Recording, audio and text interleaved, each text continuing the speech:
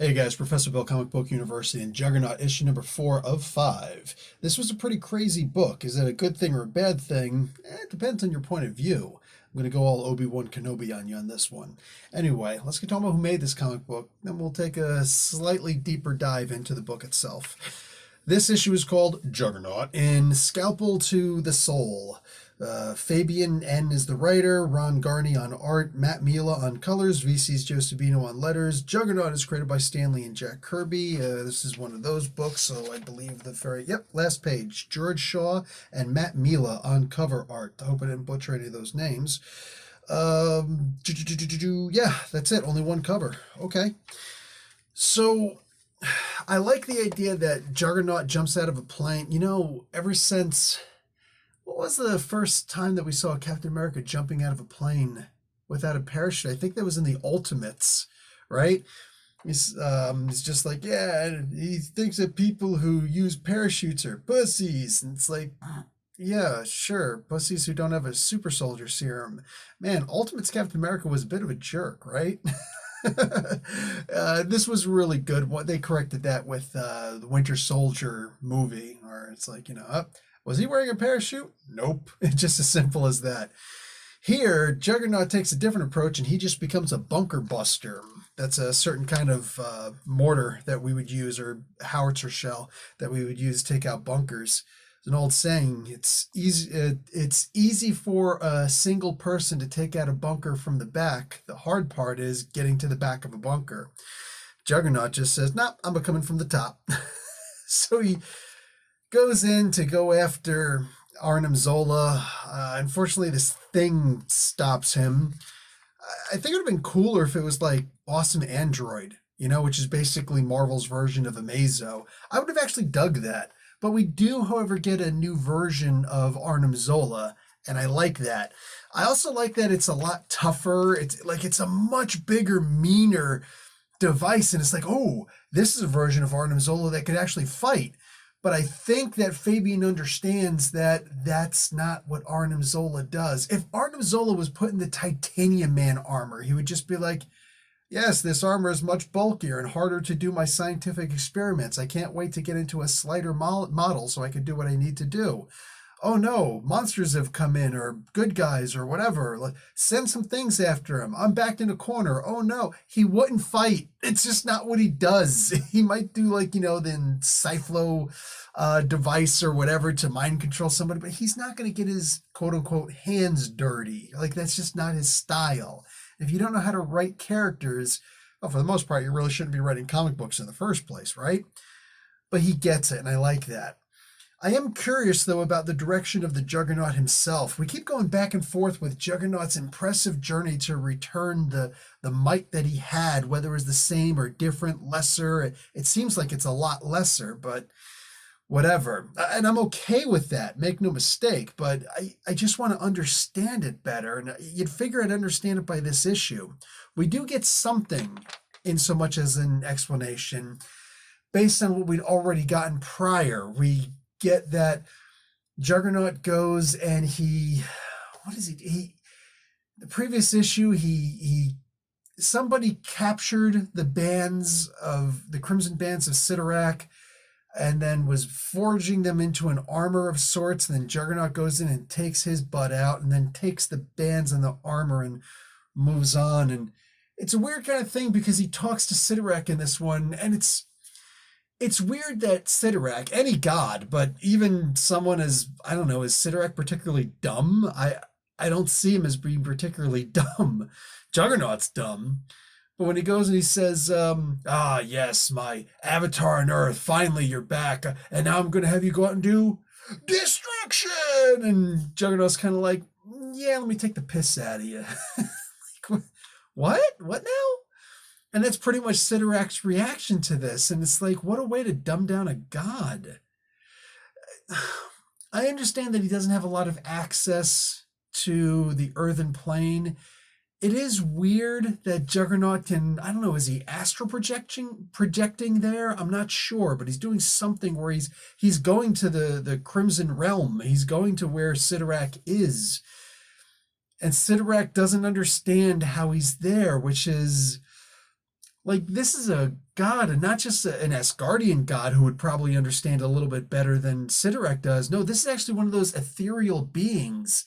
This is one of those, I think it was 8 original powers where they all have temples of some sort on Earth and their avatars, and they're going to go and fight each other. And Sidorak was typically the winner, you know? There's also a couple moments in here like Juggernaut can't breathe. Is that a new thing that Juggernaut needs to breathe? Because I don't think he was breathing when he was for months under quick dry cement. And God, don't get me started on the quick dry cement. But like Juggernaut doesn't need to breathe. He has what's considered life support. He literally has no need to breathe. Temperature, environs don't bother him. So hot, cold, whatever, he can survive in the vacuum of space. And I know this big globally thing, I'd figure he can handle that too. Maybe, like I said, you know, if he's definitely weaker, he's weaker. But there were some really weird things. I wish I'd understand it better. I wish I have a better, like, there's this thing in the front instead of a regular, like a preamble or a forward, you know, telling us what happened in the previous issue. Because sometimes that happens when a writer will think that they explained enough, or that the artist followed directions enough so that such and such could be explained in a comic book, and you usually never know until someone actually gets their hands on the comic book, and then they voice some form of confusion or another. If there was actually a forward to this that gave you a recap, that'd be easy to figure it out. It's like, hey, such and such, oh, that's what happened. That's actually happened at least once before in the many, many comic books that I've reviewed. I don't remember which book it was, but I remember going, oh, that's what happened. Okay, now I get it. Whatever, I'm good with waiting a month to find out. Instead, we get this. And this is not bad, make no mistake. It's just, there's one part on here. If the Juggernaut is so powerful, why does he always work in service to others? A little redundant, but still, I like that. That's a really good point. It's something to actually get you thinking about the character before you read about the character. The problem is we've been reading about the character, and I prefer a forward. it is what it is.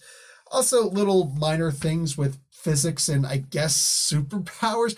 Like, I know that they're superpowers, they're fake, they're not real, blah, blah, blah, blah, but physics are still a thing, right? If you have the ability to slow down an object, slow down the velocity or whatever, the movement, the time even of an object, if you're the one who's moving, you can't really point at the ground and say, I'm going to slow down my velocity. This isn't Cyclops force beams, right? This is, you have the ability to slow down. So were you shooting it at a mirror? It's little things like that just, for me, they kind of take me out of a book, but that's also my scientific background. So my engineering specifically background is what it is. There was a lot of silliness in here, elves and trolls, and I'm like, so is this stuff coming from the War of the Realms? Because an editor's note would have been nice here or there, but an editor's note is not too different from a forward, right? So, yeah, I don't know. There was a lot here that I wish I had. The silliness goes, I don't actually want to show you pages that far back. I'm not here to try and give you guys full spoilers for the book. I'd rather you actually buy the book and read it. It is an enjoyable book, don't get me wrong. But yeah, for the most part, I think I showed you this already. And if I didn't, this was the page I was staring at. This being, this thing, plus Primus and all that, it's like, I just wasn't feeling it. I really wasn't. The conversations back and forth, are you okay? Yeah, is my head still attached? Yeah, and so is your tongue, apparently. Knee slapper? I'm not sure. Some of the lines in here, there's one part where there's, I recognized it as a Pulp Fiction quote. But I mean, you have to be cognizant enough to understand that the generations of kids today who would potentially be reading this book don't know what Pulp Fiction is. Least off have they ever actually watched the movie. So they're not going to get quotes like that. Some of us will. But when you say something that, like when you say, look at the big brain on Brad. Yeah, which was actually the correct quote. I don't know. I feel like there's going to be a lot of people who are just saying, who's Brad? Honestly, comments. If you're my age or so, you know the movie. You can't not know the movie. I'd be really disappointed if you're my age, you didn't know that movie. But for the younger audience, out of curiosity, did you get that reference? And was the book actually too silly for you? Because it felt like that to me. If this was an ongoing, this would be the time when I would say the next book is going to determine, or at least be the big determiner, if I continue with the series or not. Because this one was really such a huge shift, almost paradigm level. That's weird when that happens. Almost paradigm level shift from the previous 3 issues, right? So I would usually give it the next issue to either course correct or whatever, but the next issue is the final issue. So even if this issue really stunk, I'd probably still grab the last issue anyway. But the issue didn't stink, and I don't want anybody to think that it did. It actually smelled very pleasant. There was odoriferous emanations. That being said, there were definitely problems with this book. It is what it is. When you start to sacrifice story for silly, it feels like it's a cheap way of knocking these things out, and some of the parts in the book actually start to feel just a little bit cringy as opposed to action-packed or exciting or progressing a story. And with your issue 4, I believe, have our expectations that, okay, issue 4, this is where you get the prenup to the climax, right? This is where like all the stakes are on the line. Boom, we're ready to go. Hey, right? And we figured everything out, and we're just ready for that final battle. But no, where we think that Arnim Zola is the main bad guy, it turns out he's not. And I'm not going to spoil what happens, because there's no way for me to spoil it, because it doesn't even say who the big bad who is controlling Arnim Zola is, which is, wait, what? So in the next issue, I believe this is supposed to be the final issue, unless Marvel changed this, because I know DC does it a lot. I don't put it past Marvel to do the same, to say, you know what? People are liking this so much, let's throw on an extra issue. And then the writers and especially the artists have to, run in, God forbid, the letterers who are like, okay, submission day, I'm submitting it. Yeah, but you're the inker. You're the inker. We still need the colorist and the letterer to get on this. So, I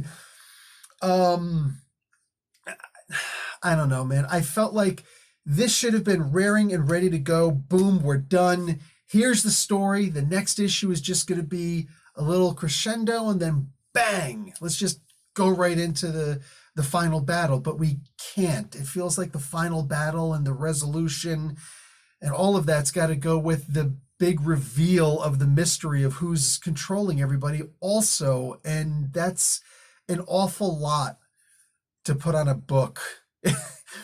In psychology, that's like when you hear parents say, yeah, we had a kid. We're having marital relation problems, so we decided to have a kid to keep us together. The response you will always get to something like that, as I've studied, is that's an awful lot of pressure to put on a kid. And that's an awful lot of pressure to put on a final issue of a 5-issue limited series or mini series. So anyway, good book. Could have been a lot better. I felt this one was wanting. Like I said, there's a lot of pressure on the next issue to actually wrap this up good. And again, what's the main thing that will make you say that a series was good or bad? Did they stick the landing? I don't know, man. That's an awful lot to put on that next book in order to be able to stick a landing. But we'll see. You never know. Fabian's a grizzled vet. I'm sure he's got a plan, and we'll find out in a month. Talk to you guys later. Like the video, watch an ad, comicbookuni.com, and thank you to my patrons, and live long and prosper, and talk to you guys later. Professor Bill, Comic Book University. Class dismissed.